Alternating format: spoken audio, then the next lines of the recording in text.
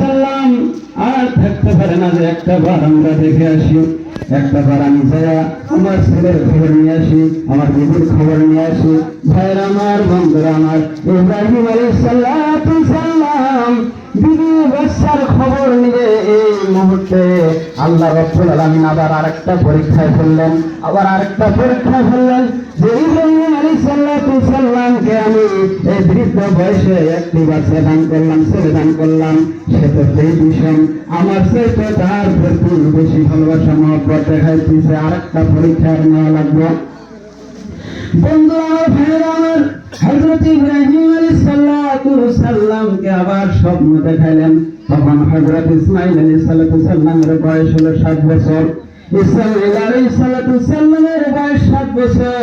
আল্লাহ রাব্বুল আলামিন তাকে পরীক্ষা আবার শুরু করে দিলেন। ইব্রাহিম, তুমি তোমার ছেলেকে কুরবানি দাও।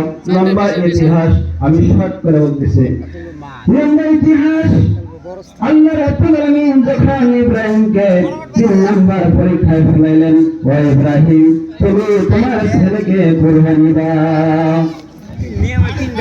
আমার বলবো না, ইব্রাহিমকে আবার স্বপ্ন দেখালেন তোমার ছেলেকে কুরবানি দাও। শুরু হয়ে গেল একটা আবদার, একটা আবদার জানাইছে। হযরত ইব্রাহিম আলাইহিস সালাম ছেলেকে সেখানে যাইয়া দেখে অনেক বড় হয়েছে। এবার নবীকে বলল, হুজুর করে দেখলে পাওয়াট করছে, নামাজ পড়াবো দেন না।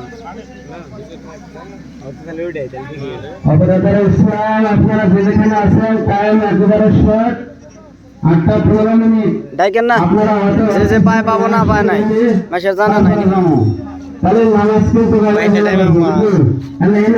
আগে আসুন, নামাজের নিয়মগুলো দেখেন, নামাজ পড়েন, শান্তি পাবেন। আর যদি কোনো খালি শুরু করা হাতে নামাজে খারাপ জামু রাহেন, জামু এই আপনারা ফাঁকে ফুঁকে না থাকে রাস্তা দাঁড়ায় না দাঁড়ায় একটু আসুন, চেপে আসুন।